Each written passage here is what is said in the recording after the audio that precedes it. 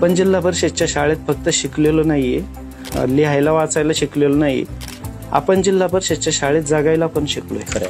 आपण जिल्हा परिषदच्या शाळेत माणुसकी पण शिकलोय.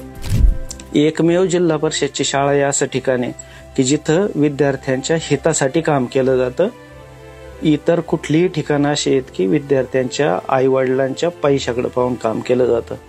उद्या ही मुलं ज्यावेळेस मोठी होतील, त्यांच्या आयुष्यामध्ये पुढे जातील, ते जर असं कधी म्हणले की मी माझ्या आयुष्यात अजून काय मिळवलं असतं पण इलाज नव्हता, मी जिल्हा परिषदच्या शाळेत शिकलो, तर आमच्या जन्माला येण्याला आणि जगण्याला काडीची किंमत नाही. जेव्हा तुम्ही त्या जालिंदर नगरच्या शाळेत गेलात तेव्हा तिथली परिस्थिती काय होती?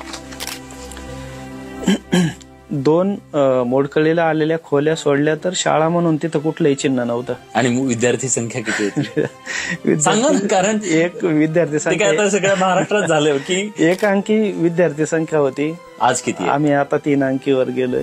पण हे कुठेही होऊ शकतं का? तर वाबळेवाडीत झालं, एकाच ठिकाणी झालं असतं तर आपण म्हणलो असतो की हा अपघाताने पण आहे की बाईक फ्ल्यूक झालंय ते.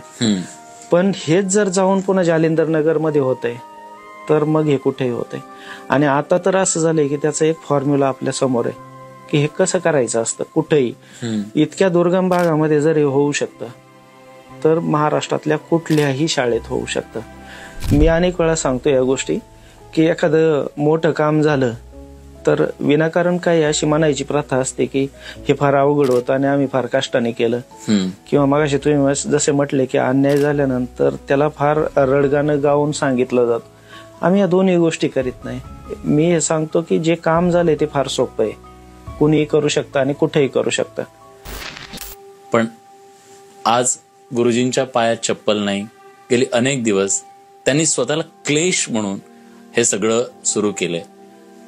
पण हा क्लेश कशासाठी आणि कुणासाठी?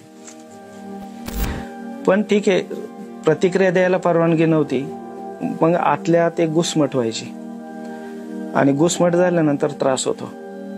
ती घुसमट बाहेर काढण्यासाठी आणि आपली प्रतिक्रिया आपल्या पातळीवर देण्यासाठी ती चप्पल सोडली होती, बाकी कुणासाठी नाही. मग ही गावकरी वाबळेवाडीचे घरी आले आमच्या, आणि केशव अण्णा म्हणून एक बुजुर्ग आहेत, 82 वर्षाचं वय होतं त्यावेळेस त्यांचं. ते म्हणायला लागले की ह्या असं गुरुजीवर आरोप करणाऱ्यांना लाज वाटायला पाहिजे. त्यांचेच तिथं कर्ज काढून 8-9 लाख रुपये त्यांनी दिलेत आणि खुशाल काही म्हणतात गुरुजींना. आमचे वडील तिथं होते, घरची माणसं होती. ते म्हणले बाकीची चर्चा थांबव, पण ही 9 लाखाची काय भानगड आहे.